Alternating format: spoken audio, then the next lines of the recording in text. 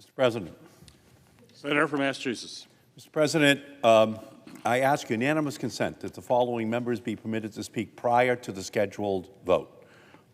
Senator Markey for up to 5 minutes. Senator Cassidy for up to 5 minutes. Senator Klobuchar for up to 5 minutes. Senator Schatz for up to 10 minutes. Senator Cruz for up to 5 minutes. Senator Blumenthal for up to 5 minutes. Senator Blackburn for up to 10 minutes. And Senator Schumer for up to 5 minutes. Is there objection? Without objection, so ordered. Mr. President.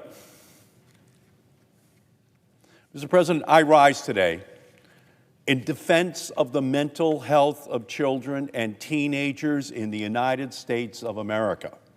Our young people today are facing a devastating mental health crisis.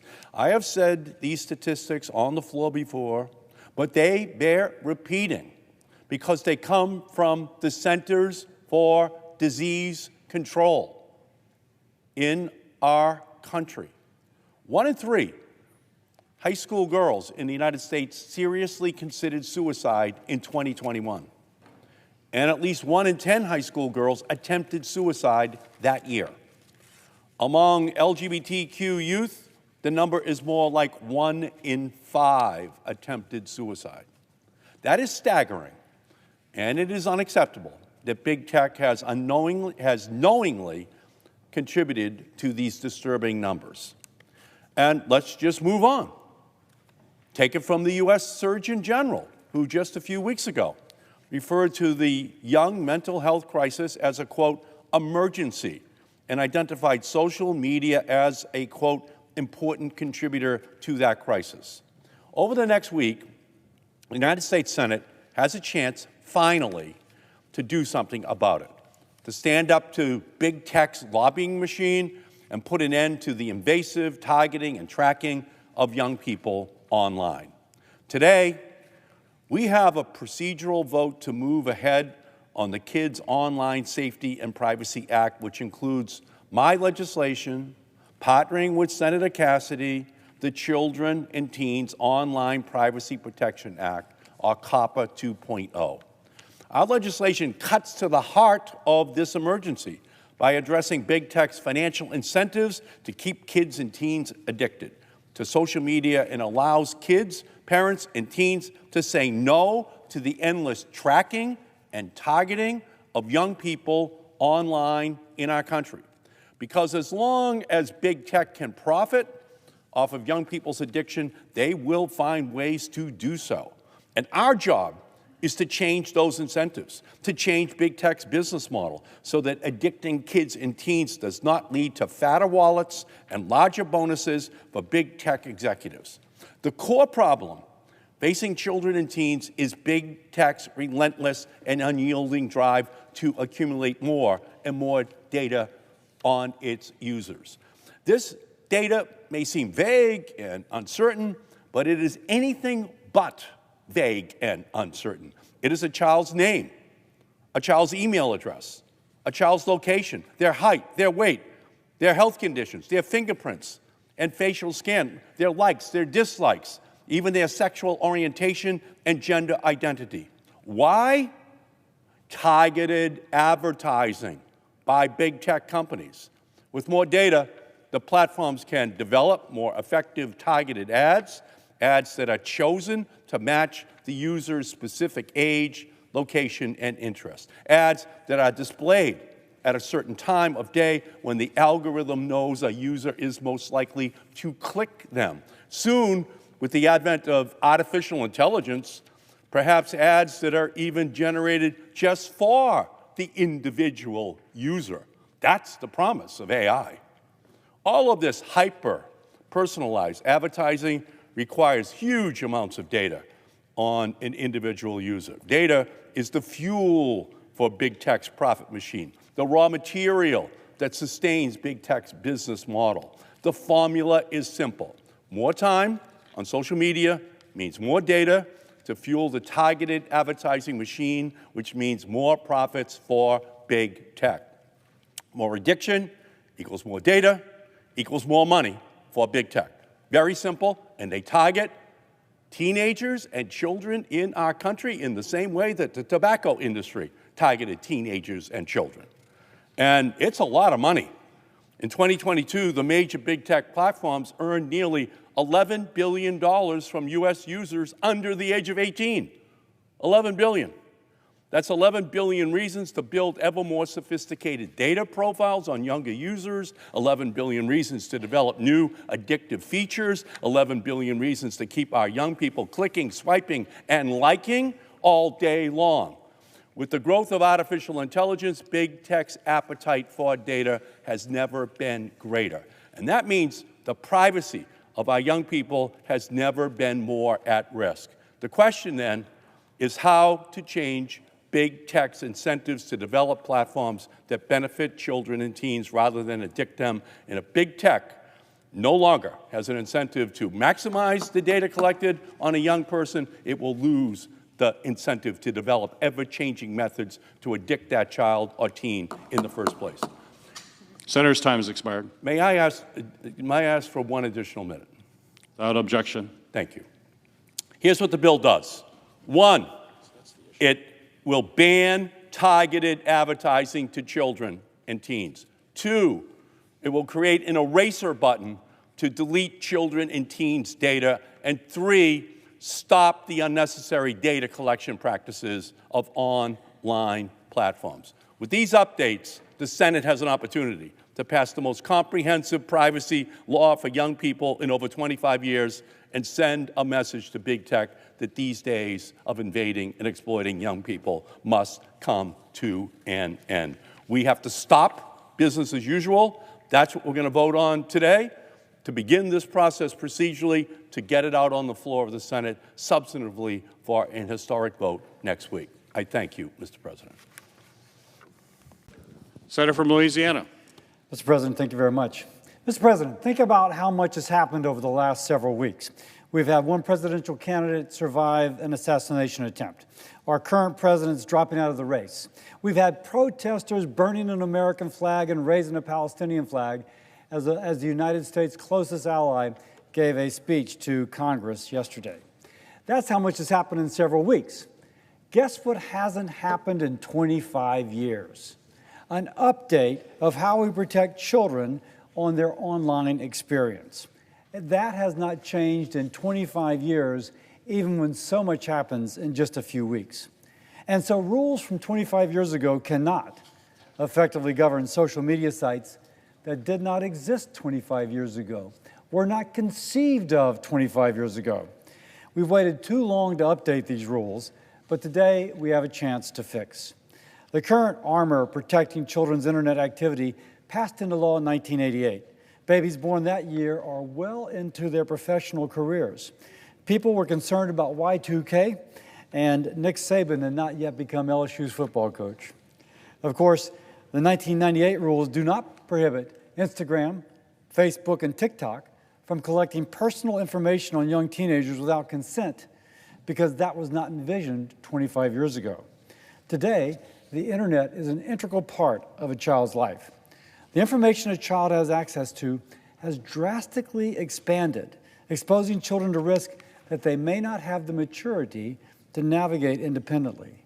Now, the internet has got so many good things and can be a great learning tool for our children, but we can't ignore the dangers, the adult content, the pornography, the cyberbullying, the violence, the predatory behavior, the overall impact upon our children's mental health. Our children should not be left to face these challenges alone. Under current law, the law passed in 1998, good for the time, but not for now, only children less than age 13 were covered, leaving a whole population of teenagers unprotected. Now, with 95% of teenagers between 13 and 17 using social media, their protection should be expanded. And by expanding these protections, by banning targeted advertising, by limiting data collection and strengthening parental control, COPPA 2.0 enables safer online experiences and guards against exposure to manipulation and exploitation. This, in lockstep with the Kids Online Safety Act, or KOSA, will give the parents the peace of mind to know their child is safer than they were before. These bills empower parents, they empower children. They're bipartisan no-brainers, which is why they have overwhelming bipartisan support in both chambers of Congress. Look, I'm a doctor, a father, a grandfather. But I'm not the only grandfather and father voting on these pieces of legislation. Anyone with children knows that they would do anything to protect those children. Congress has a chance to reflect that paternal and maternal instinct and take a serious step to protect our children. These bills will make a difference. I urge my colleagues to support. With that, I yield. Senator from Minnesota. Mr. President, I rise today because the time to protect our kids from these online platforms is now.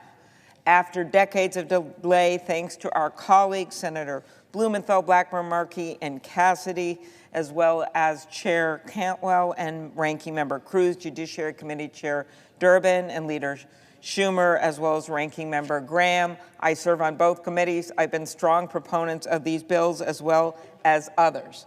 And for too long, social media companies have turned a blind eye when children joined their platforms and built algorithms that pushed harmful content out to kids. What have we seen? Recent study from Mayo Clinic showed us. The study found kids have difficulty sleeping, unrealistic expectations about their bodies or their lives, exposure to online predators, subject to cyberbullying. The results of this, tragic results for teens. I'm thinking of Devin Noring from Hastings, Minnesota. I've gotten to know his mom, Bridget, struggling with migraines, brought from what he thought bought Percocet over online on Snapchat. What it wasn't really Percocet. It was laced with fentanyl right off of Snapchat. He got that pill. He died. Alexander Neville, who like Devin, purchased a pill online that turned out to be counterfeit, made with fentanyl. It killed him. He was only 14. Carson Bride ended his life 4 years ago after he was viciously cyberbullied by his high school classmates who were using Snapchat's anonymous apps. Not so anonymous for Carson Bride. I've met with their moms. They've come to the Capitol. They're here today. It's time to get this done with no delay.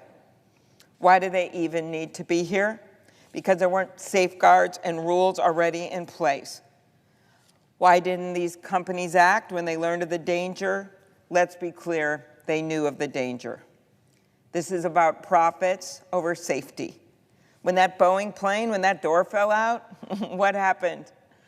Grounded the fleet. We made sure it was safe. Why haven't we been doing this here? It's time to act. It has been 26 years since Congress passed any meaningful kids' online privacy legislation. I am so honored that the chair of the Judiciary Committee is here, Senator Durbin, who helped me, and Senator Cornyn to get the SHIELD Act through this chamber, which would prohibit the online distribution of explicit and intimate images, also known as revenge porn. We just passed Senator Durbin's Defiance Act with Senator Hawley and Senator Graham and myself to allow victims of explicit deepfakes to seek the justice that they deserve. The Kids Online Safety and Privacy Act before us will expand existing laws to protect children online.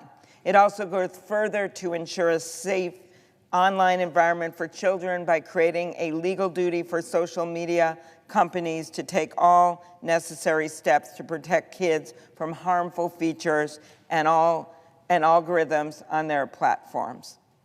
I will never forget the parent who once told me that she was relying on her older kids because she couldn't figure out how to stop her younger kids from putting up more and more apps, and she couldn't get around it.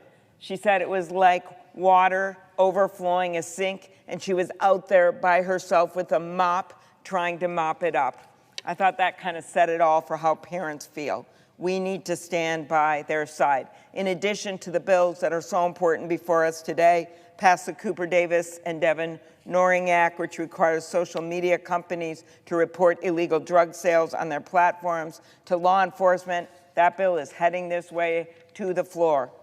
We need to finally take this on, not put our heads in the sand, not expect those parents to be out there with a mop while these big companies are profiting off of their kids. This is a moment, but this is only a beginning. There is so much more work to do. Thank you, Mr. President. I yield the floor.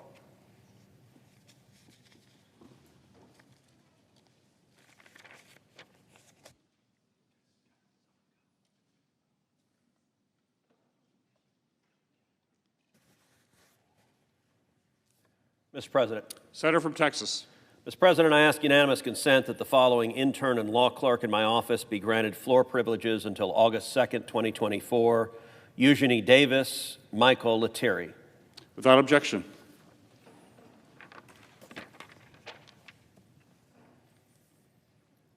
Mr. President. Mr. President, while there is no doubt our country has greatly benefited from the internet, for some families, it has come at a painful and even tragic cost. Every parent I know is concerned about the online threats directed at our kids.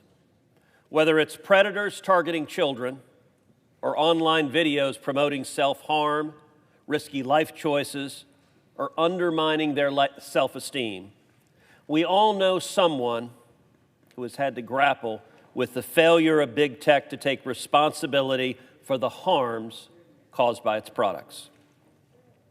Today, the Senate is beginning to put big tech on notice. The Kids Online Safety Act, or KOSA, and the Children and Teens Online Privacy Protection Act, or COPPA 2.0, will both help keep children safer online and protect their privacy. I want to thank Senators Blackburn, Blumenthal, Markey, and Cantwell for collaborating with me and my team over the past year to significantly improve both measures. In KOSA, we added an express preemption provision that will help limit the litigation magnet from a patchwork of state laws. We eliminated all FTC rulemaking authority, putting in place guardrails against government overreach. Importantly, we also struck an important balanced approach on the obligation tech companies have with respect to determining whether a user online is a minor in both KOSA and COPPA 2.0. Instead of the current law's age verification approach, an actual knowledge standard that has permitted tech companies to rely on children absurdly claiming to have been born in 1882. Tech companies will now have to bear more responsibility to enforce underage online accounts. This update is not a constructive knowledge standard, but it reflects rather a balance that puts greater responsibility on tech companies without imposing unfeasible requirements. Nearly 30 years after the original COPPA's passage, the internet has changed, and I believe COPPA 2.0 meets the moment to update that current online privacy issues effectively. Congress should continue to build off the specific bipartisan provisions in COPPA 2.0 for children's privacy and enact a comprehensive data privacy bill. In the Commerce Committee, I intend to continue that work. KOSA and COPPA 2.0 are important first steps in protecting children online, but we're not finished. More work remains to be done.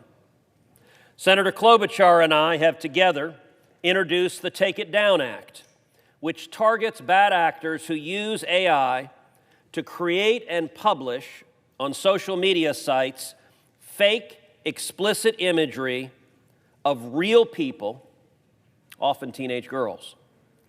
The Take It Down Act gives them the justice they deserve by criminalizing the spread of so-called revenge porn and requiring big tech to remove the images immediately upon notice to the victim. And it also applies to fake images made using AI, deep fake images that we are seeing more and more becoming a plague targeting young people and in particular young women. Senator Schatz and I have also introduced the Kids Off Social Media Act, COSMA, which builds upon KOSA by addressing specific harms to children from social media, especially in schools. Big tech claims users under 13 aren't permitted. So COSA makes that explicit. It prohibits children under 13 from having social media accounts. It stops companies from targeting minors, and it requires schools to block social media in school. I hope that this body will meet parents where they are and say enough is enough. Let's also soon pass COSMA, because there's no good reason for an 8-year-old to be on Instagram or a teenager to be doom-scrolling Twitter in a classroom at taxpayers' expense. Parents across the country agree. It's time Congress answered the call and held big tech accountable. I'm proud to work alongside Republicans and Democrats. I'm proud of the work the Commerce Committee has done to bring COSA and COPPA 2.0 forward, and I look forward to continuing this critically important work of protecting our kids online. Thank you, and I yield the floor.